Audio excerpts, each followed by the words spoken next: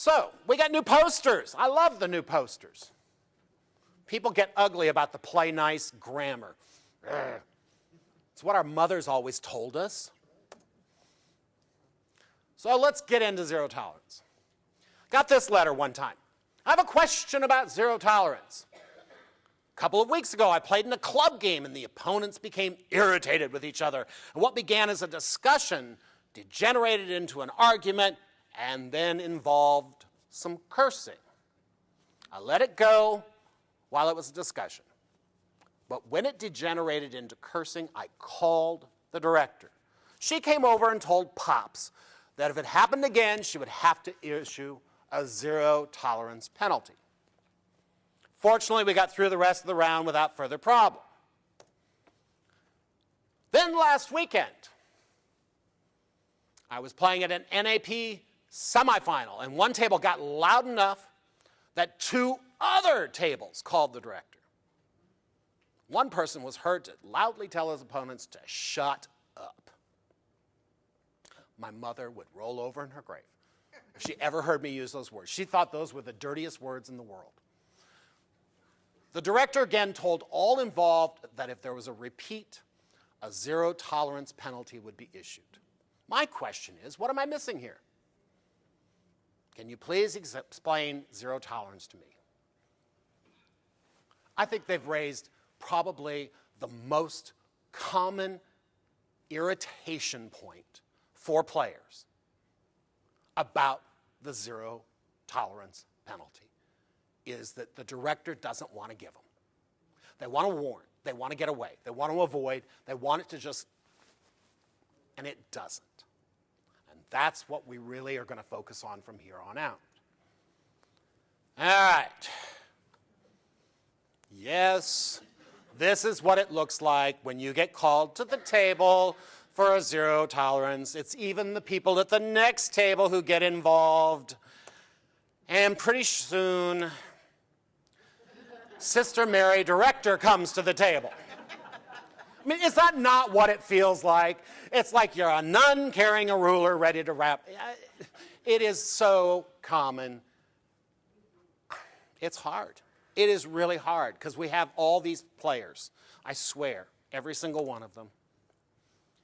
All right, let me tell you about the policy itself. You don't have zero tolerance penalty or policies in your club unless you have chosen to adopt it.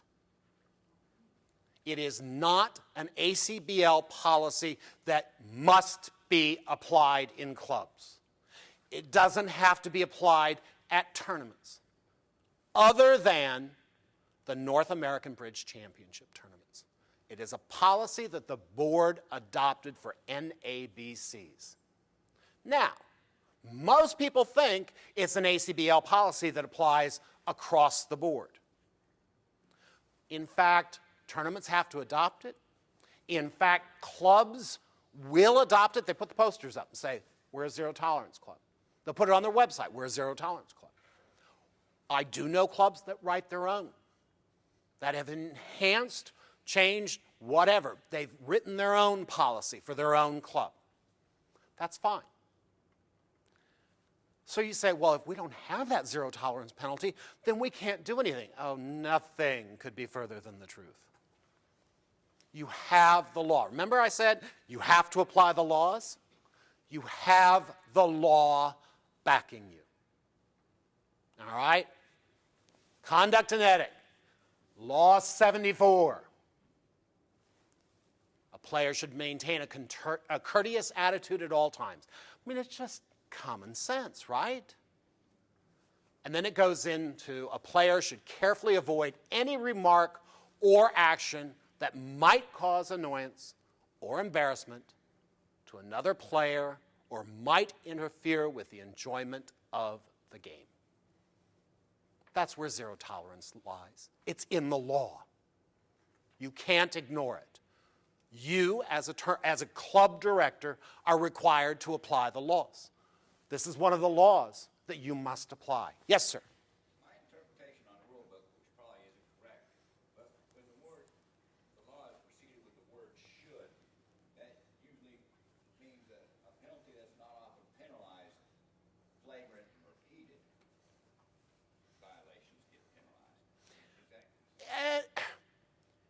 You know, there's a lot of director discretion in that. Let's take a different example, for instance. You're running a 299er game, and somebody leads out a turn, and the dummy says, "Director, please." They're not supposed to, are they? The dummy is not supposed to draw attention to an irregularity. Okay?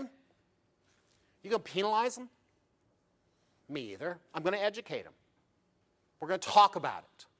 All right? We're going to learn from it. I'm not going to penalize them unless on the very next hand they do it again. And the next hand they do it again. You know what I mean? Now, the 10,000-point player, I might give a procedural penalty to and say, you know better. And if you don't know better, you should have known better. And I'll bet you anything you've had this ruling given at your table at least 1,000 times over the last 40 years. All right? You know. And that's part of where we are. We have discretionary power. All right? And the law gives us that. All right. Law 81, again, duplicate decisions. Our best friend as club directors, duplicate decisions. The director should never tolerate improper behavior in his game. Okay? You don't allow your authority to run the game to be challenged, or you lose control. All right. Laws 90 and 91 outline the director's powers to penalize or suspend a player during the course of the game. Not the month, but the game. So this is, and you see that there's a verb here that's important. The whole law book, you know, has these mays and coulds and shoulds and shalls and musts, as you've pointed out. The director, in addition to implementing the rectifications in these laws, may also assess procedural penalties for any offense that unduly delays or obstructs the game. You're not required to give penalties. I'm going to talk about that a little, because I think when we don't give penalties, people laugh at us behind our backs. They don't take it seriously. Warnings are rarely taken seriously. All right, and Law 91. The director is empowered to assess disciplinary penalties and points or to suspend a contestant for the current session or any part thereof. The director's decision under this clause is final. If you say, Jane, go home, somebody else can't come along and say, no, Jane, it's okay, you can stay. All right? Club manager can't come and say, you've overreacted, let her play. This is your decision. You saw it. The club manager didn't. And if your assessment is they need to go home, send them home.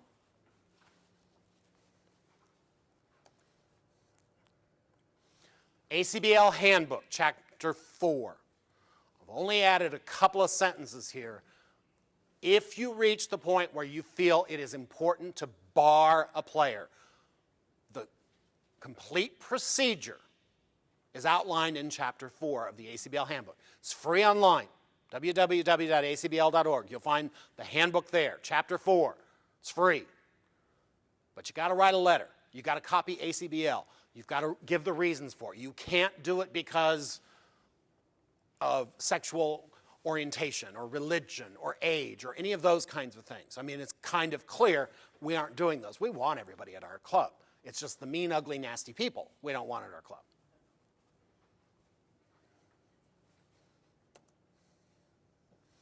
All right, making the penalty fit the crime. We give 3 imps for boom, boom, right? And then we do 12 imps for a cell phone going off, right? And in the days when the players did the hand records and duplicated the boards, and you were playing in a board match with 3 sections or whatever, I mean, it could be 38 imps or match points for putting the 3 of clubs here rather than here, and the 2 of clubs were reversed. That's one of the ways that I think we're upside down, quite honestly. A lot of people think that zero tolerance penalties are 1/4 of a board. Well, that's the minimum. There's nothing that says you can't give more. Nothing that says you can't give more.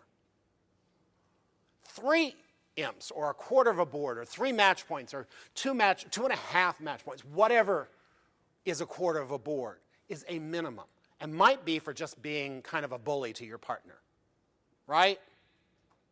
But you start swearing at somebody and jabbing your finger in their direction and saying, I'll meet you in the parking lot afterwards.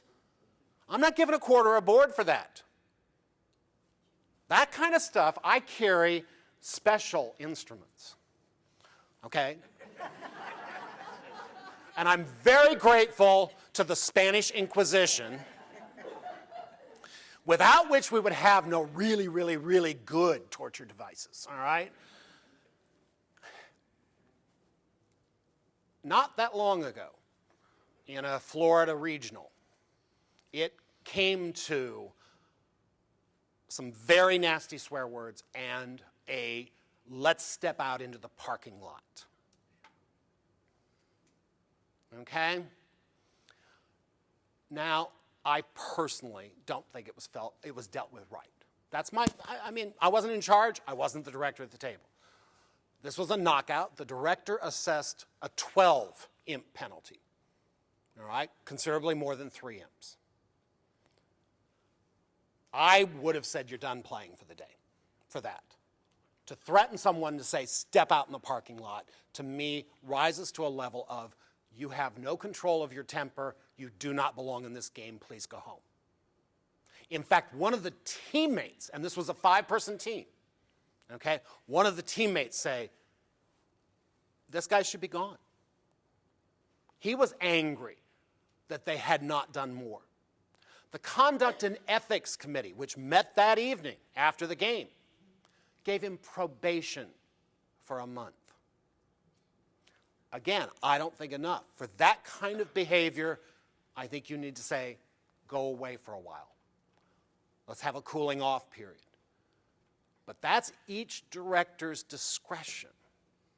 All right? That committee was made up of players who knew what they were doing. They thought it was best. I'm not going to second guess. I tend to be a little harsher than a lot of directors because it's worked for me. All right. So my motto is 0 equals 0. It's not a 10% policy, right? It's not a 22.5% policy. It's a 0 tolerance policy. You do bad things, I address it. All right? I tend not to be a warning giver. I tend to be somebody who addresses it, penalizes, and moves on. Because I think we have to be taken seriously. And that goes back to that letter.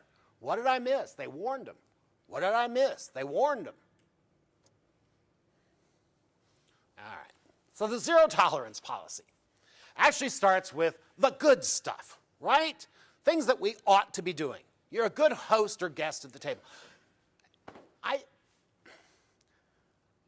I don't care how bad my game's going. If I'm sitting north-south and new people come to my table, it sounds silly, but I'll say, welcome to my table. Right? If I'm coming to somebody's table, I'm an east-west, I say, hello, table 4, how are y'all today? I mean, greeting people nicely is just something I believe has to be done. It just has to be done. Praising the bidding and play of the opponents. All gets very touchy in here, but you know what's good and what isn't. You know, if you got novices coming to your table and they bid 4 spades and they made 4 spades, what does it cost you to say, nicely done? Costs you nothing. Even if your partner was a total idiot and should have set it 2 tricks, right? None of that should come up at the table, but what should come up at the table is say, nicely done. Making your opponents feel good, that they want to, I want to be known. 2 things I like to be known as. I want to be known as a player that other people want to play against. Not because I'm a bad player and I will give them good boards, because there is some of that, but because they know they'll have a good time at my table. All right? I want that. As a director, A friend of mine, colleague of mine, who's a tournament director said, I want to be the guy they want to come to the table. He has a colleague in his part of the country that a lot of players just don't want to come to the table. And they will purposefully wait until he walks to another part of the room before they call the director so they have a better chance of getting the guy who's liked at the table. And that's something else I think is a good goal for all of us, is to want to be called. I want him to come. He does such a nice job. He treats us with respect. Whatever it is, you want to be that player, you want to be that director that other people want to engage with. Now this last one, having 2 completely filled out convention cards. All right. Law 40 does not say you must have 2 completely filled out convention cards. Did you know that? It's a policy that we adopt for tournaments. How a club deals with it is your business. Most clubs find it easier to act like a tournament, be like a tournament. What the law actually says is a partnership must make available their partnership methods when they arrive at a table or when a new round starts. Doesn't say 2 convention cards, doesn't say it has to be on convention cards. You can show up with a big fat book of your partnership agreements, okay? But you must make them available. Now, what I found in my club is people forgot. Oh, I left it in the car, but my partner has one. I said, that's fine. I don't want to sweat the small stuff. Their partnership agreements are available at the table. They've met Law 40, okay? And when somebody says, well, they're supposed to have 2, and I say, yeah, I know, but I think we can get by. Let's don't sweat the small stuff. Tournaments, that's different. We publish it, it's in the bulletins, everything is there, we're supposed to have 2. And when that policy is not met, we have a way of dealing with it. We give you yellow cards and say, play these until you got 2 cards finished, right? I just didn't feel that was necessary at the club because most of the time at clubs, people are playing with somebody they've played with for 40 years, and the most they play is they play Flannery. You know, I mean, it's like, that's the fanciest thing they have on their card. Nobody's hurt. But the interesting thing about why it's on the zero tolerance policy is that it sets a foundation that I'm coming to a table that abides by the regulations. I see 2 convention cards. I ask to look at it. I'm given it. It's completely filled out. It sets up a comfort level for players rather than an animosity level for some players. They come to the table and say, well, can I see your convention card? Oh, I left it in the car. Well, that doesn't help me out. I never play against you. I don't know what you play. I don't have that familiarity with your systems. So this one is one to think about in terms of how you deal with it at your club. And that's kind of open. All right. So then we get the bad stuff. Badgering, rudeness, insinuations. Oh, I'm going to talk about that lady who insinuates. I'm going to get right into details on her. Intimidation, profanity, threats, or violence. You see the escalation there, right? It goes from kind of annoying to clearly way out of line. And it pretty much covers the full gamut. None of these are acceptable behaviors. All right. Negative comments concerning opponents or partners, play, or bidding. Nobody wants to hear it. Nobody wants to hear it. The only time there should be a discussion after a board is if you and your partner happen to not be on the same page. I thought we were playing Bergen, right? Now that's not a criticism. That's a, before we take our hands out for the next board, which might have Bergen cards in it, let's be sure, are you and I both playing Bergen? Did I criticize you by saying, are we playing Bergen? No. I just verified our partnership agreement. That's cool. But when you say, and this is the one I love, right? They say, why did you lead the Queen of Clubs? Right? Now that sounds like a harmless question. Right. It isn't. And you know as well as I do, that is not a harmless question. That is a, why are you such an idiot and why did you lead that card? It costs us the contract. Right? Those questions are always fraught with criticism. And if we can get them out of our vocabulary, out of our repertoire, we take away possible tensions at the table. All right.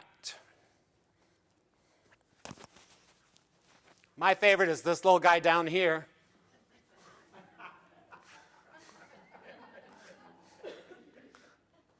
What's this one about? It's about constant and gratuitous lessons at the table.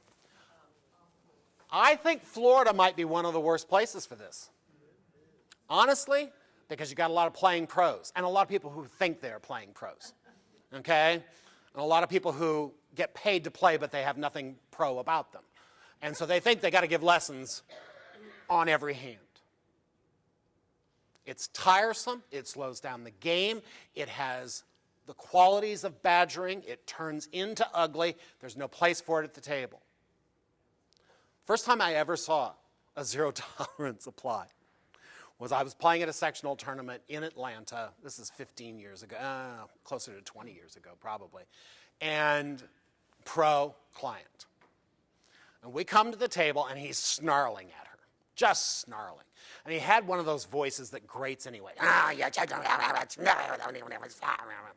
Right? I sit down, my partner sits down, it's continuing. I take my hand out and doesn't stop. I said, could we play this board now? Just quietly. Fine. Okay, so he gets his cards out. And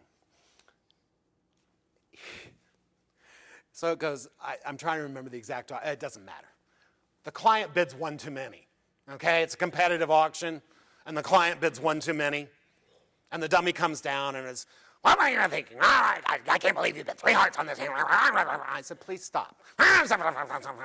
Director, please. And I loved the director. The director was just like, really? And he asked you to stop and you didn't. Oh, really? Okay, well, if you give any more lessons today, it'll be the last lesson you give. If you give any more lessons today, it'll be the last lesson you give. And she gave him a penalty. I learned so much about it.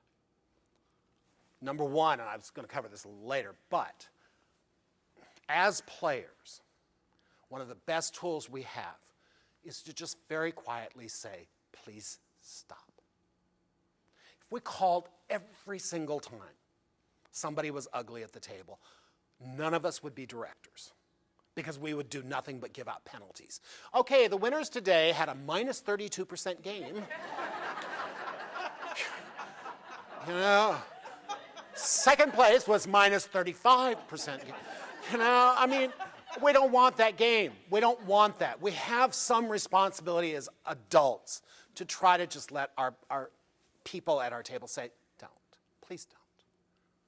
But you know the power of it is, if they continue and the director comes and you say, I asked them nicely to stop, and it didn't. To me, that's a big trigger for a director that it's time for a penalty. They didn't call you immediately. They tried to handle it as reasonable, nice human beings. Right? It didn't work. You continue to be a jackass. All right? You're getting a penalty. Cut it out. It's a clue. All right.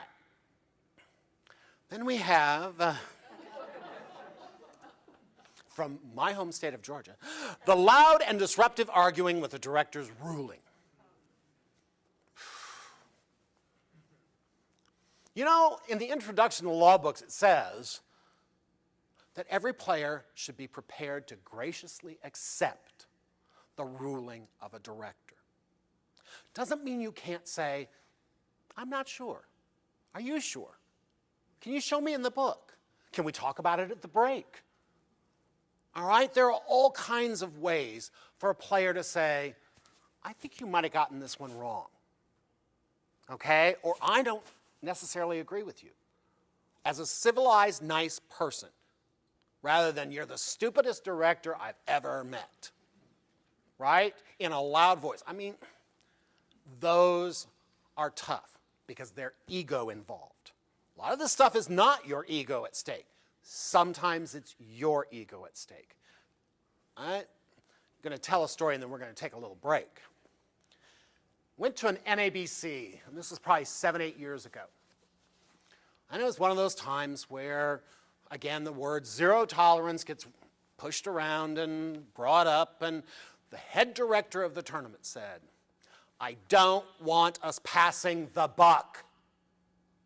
If you have a zero tolerance issue, give the penalty. And he said this in front of every single tournament director. All right. So about the third or fourth day of the tournament, I'm in charge of what I call the disgruntled pairs. All right? This is the second day of one of the big national events, and we didn't qualify for the big national event, so we have to play in the side game, you know. So I'm in charge of the disgruntled pairs. Get to a table. This gentleman has claimed with about 5, 6 cards left to go. And I look at it and I listen to the objections of the opponents. And I go, okay, I'm going to score it this way, okay? But I'm going to get back to you.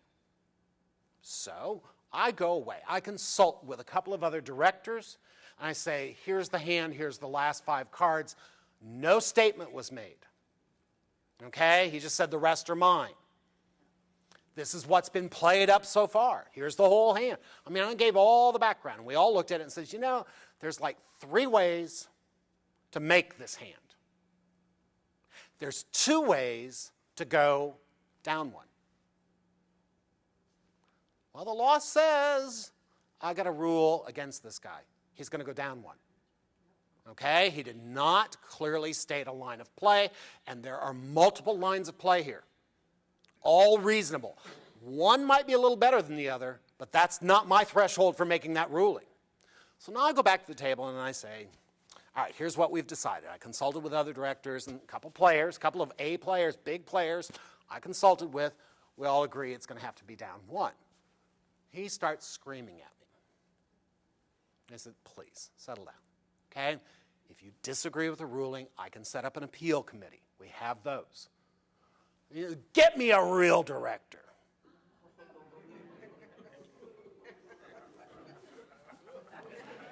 Right? The twinge in the neck. At this point, and here's one of my sort of thresholds, is that an insult on me? Yes, it is. Okay? But the real problem was there were 4 or 5 other tables right around him all playing who had to stop playing and watch. He disrupted the enjoyment of their game. And I said, I'm real enough to give you a zero tolerance penalty. And I gave it. Well, now this player complains to the chief tournament director, okay, who calls me in and says, you need to grow thicker skin. I just looked at him and said, aren't you the guy in the original meeting who said we need to give the penalties rather than pass the buck? He walked out of his office and didn't speak to me for like 3 months. But I felt like I did the right thing. And that's what's important. Folks, we're going to take 10 minutes, okay? Restrooms? Jane, are you going?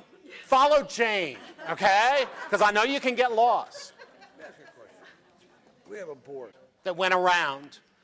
Jay has it. I meant to say something as you were filling it out.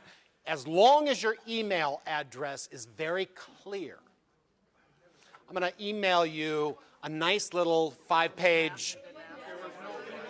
There was no email address available? Oh. You want another piece of paper to go around? So we do have ACBL numbers. I'm going to check and see whether they have email addresses, and I'll give you a call. There you go. Yes, we will.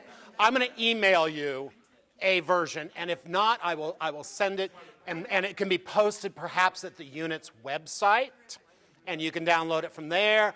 But anyway, there's a nice little document I have that I can get to all of you. All right?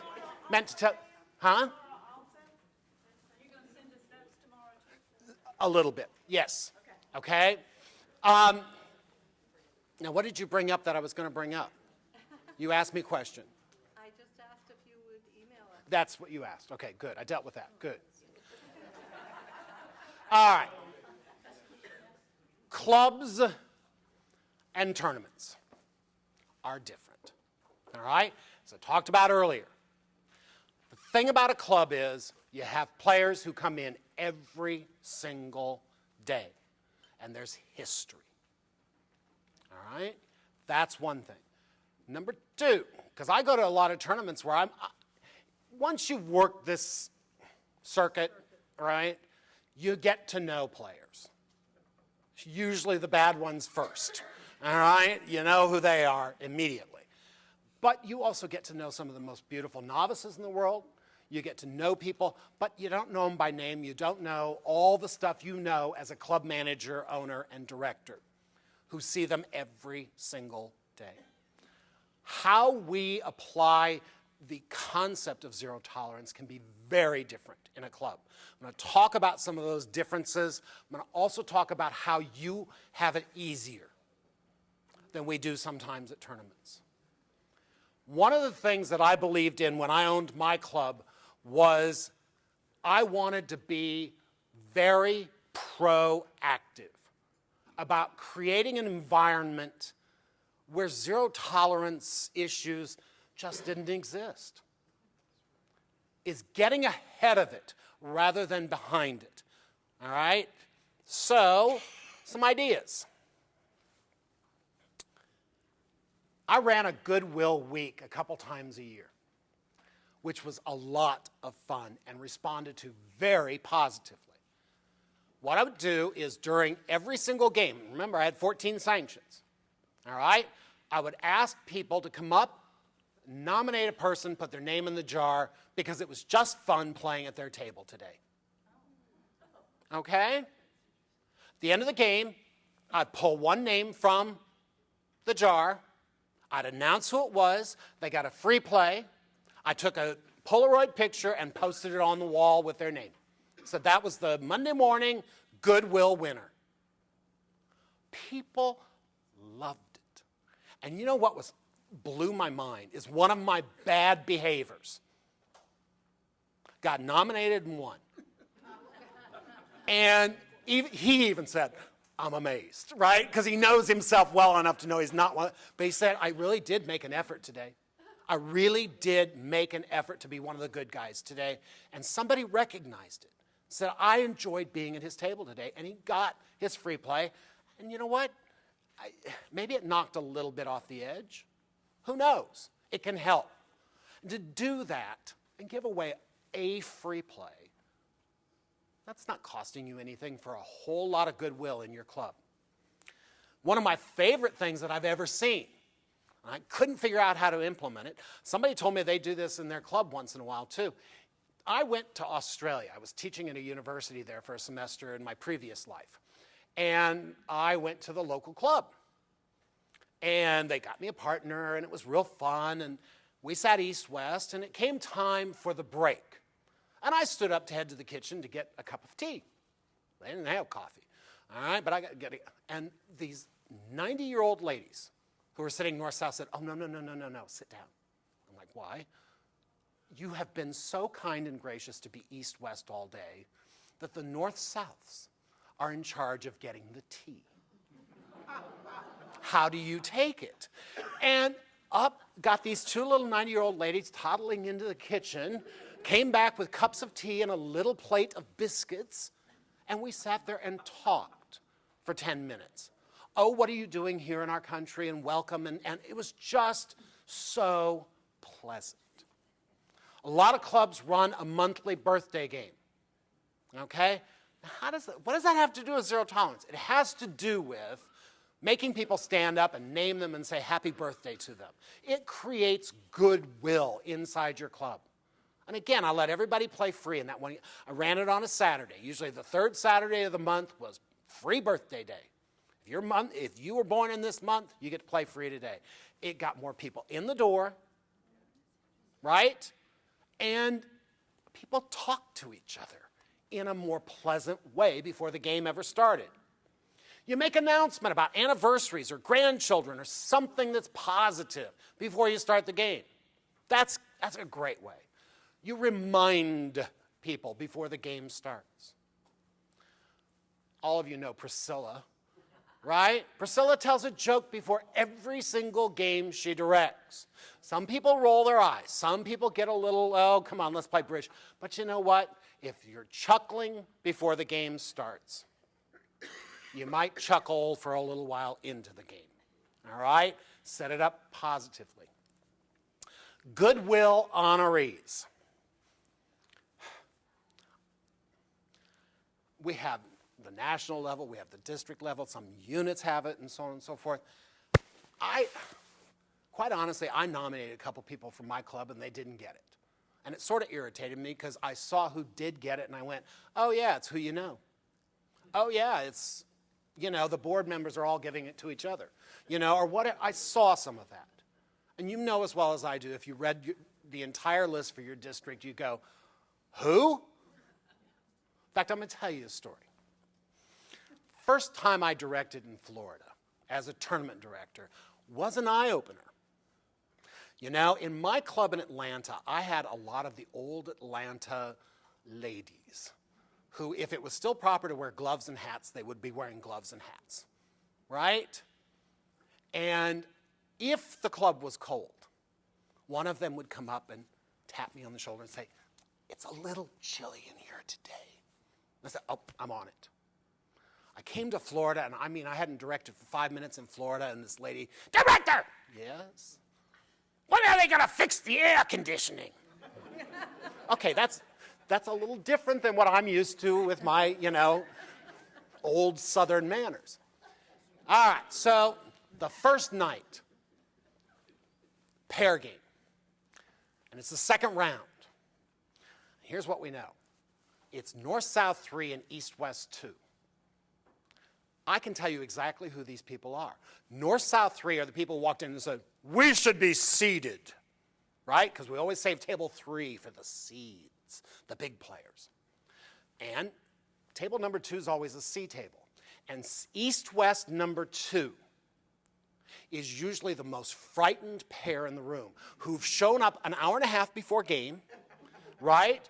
And then you say, well, do you want to be North-South or East? Oh, no, East-West, we don't want to keep score. We don't know how, right? All right. So the dynamics of this are, it's round 2, North-South 3, East-West 2. Director, please. I go to the table, and it's one of the novices who called me and said, well, she opened one no trump, my partner bid 2 clubs, and I alerted it, and they're asking questions about it. Okay, well, they're entitled to. Yeah, but I've told them everything I know, and they won't stop. And you know, I don't know anymore. And the North player's like, well, they should be able to tell me this, and they should be able to tell me that, and they should be able to tell you know, how are we supposed to bid if they can't, right? And I looked down and I said, oh, could you come with me for a second? So this lady came with me. I just said, is that a Goodwill pin on your lapel there? Her eyes got really big. She sort of stopped breathing. Oh, sorry. I said, is that a Goodwill pin on your lapel? And she just stopped breathing. Oh, right. Uh-huh. She went back to the table and said, ladies, I am so terribly sorry. We were wrong. Thank you so much, and please accept my apology. And we went on. Later, I went back and gave her a penalty, too. But just wearing one of those pens doesn't mean they're the nicest people in the room. That's my point. You know what? You can do your own in your club. Set up a committee.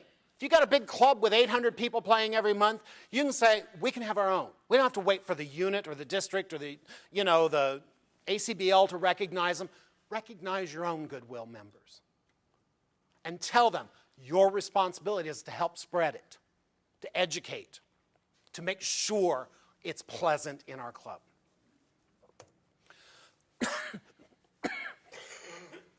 Carl Hicks. A lot of you don't know him. He's from Nova Scotia. Doesn't get to direct in our country green card issues. But he comes to a lot of our tournaments. Dear man, tells the best jokes. He loves to tell jokes, but he is so pleasant. Somebody wrote into the Bridge Bulletin, the monthly Bridge Bulletin, with this letter, and I love it. I would remind you, he does this before every single game. The players get mad if he doesn't do his spiel before every single session. Now, he varies it, but this is one version. I would remind you all that your partner did not come here to intentionally ruin your day. So when your partner does something that you think is at best ridiculous, you should say nothing for 3 reasons. 1, upon reflection, you could be wrong. 2, there could have been something in the bidding or play that would have helped your partner make the right decision. Number 3, most important, you will do something in the next few hours that will be equally inferior or worse, and you don't want to hear about it. So be nice to your partner and your opponents. We have new players here, and we want them to come back. What a great way to start a game. Just a reminder. Be nice. Be nice. Yes. One of the things that you can do, and these are all proactive measures. This is designed to create an environment, an atmosphere where zero tolerance will not put deep roots. All right? Fill your club with friends and family, not opponents. Somebody gets sick, you get out the get well cards. Somebody's husband passes away, you get out the sympathy cards. People get to know each other. This is their community. You have, I would guess, 100% of your players who show up at the club to win. Somebody who walks in the door and says, we came today, we don't want to win, is a liar. Okay? How badly they want to win is how we differentiate. 98% of the people who show up at your club realize they will not win. Every time, every day, whatever. They came to see their friends. They came so that they wouldn't be at home. They came because they know that they will live longer if they stay socially and mentally engaged rather than sitting at home and wasting away and dying. They came to be part of a community. You can foster that concept. Make announcements, right? It's Ann and George's 45th anniversary. Give them a trick. Okay? Sonia's a new grandmother. She wants you to play quickly so she can show you pictures. Right? I mean, these are the ways that we help foster community. When a new player came into my club, I introduced them. And I would tell everybody, when they get to your table, be sure and introduce yourselves again. Make this person welcome. I want them to come back. Make it a family. It can be as simple before every game. I mean, I don't understand. There are some directors who make no announcements before a game. And I don't really understand that because, you know, one of the ways you can get people to focus is to make a short announcement before your game. Okay, folks, let's all find our places. The boards are going to be coming out. We got 13 full tables. We're going to play 26 boards, 2 boards per round. 2/3 of them don't hear you. But they start to pay attention and actually go sit down because they hear you shouting something. And when that is done and people are settled in, you say, hey, don't forget to turn your cell phones off and put your smiles on. Today is important to be nice to the opponents and nice to your partner. Here we go. It's that simple. Just make it part of your routine to say something positive before a game starts.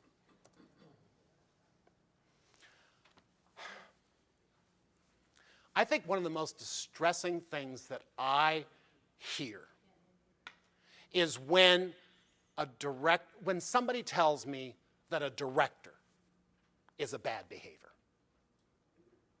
You know, it's like she directs at this club across town, she comes to my game and she snarls at everybody. We have to be the ones setting an example. You know, when you work for a club, you know, one of the things, TDs, first thing they're told when they're hired with ACBL is you don't call the director unless it's a true matter of law. There's a lead out of turn, call the director. We don't call for hesitations. We let you get away with murder. We're there as ambassadors. We no longer get to really be, you know, competitive. Well, I treated it the same way when I was in my club. It's like I didn't win at all costs. I didn't call the director. I might talk to players afterwards as the club manager and say, here's the deal. I didn't call because I don't care. Let's talk about what happened at the table and what would happen in another setting when somebody called the director. Educate about the laws, but create a positive environment. If your directors of your club are not setting a good example by being nice all the time, then I promise you, you will not solve this problem. You cannot tell someone else to be nice and then snarl at people. You just can't. You can't do it. It's impossible. So you have to set a good example. That's what I said. Hello, welcome to our table. You know, people laugh at me when I do it because I even say it in a way that sounds sort of phony, but I'm smiling and winking, and they know me, and they laugh. We sit down, we play bridge. You know, saying something like, you two had a great game last week. Now you save it for the next table. Or when you finish the first round, I wish you good luck now. I'm glad you didn't use it in the first round. Or whatever it is, you set the example, the positive example by how you interact with people.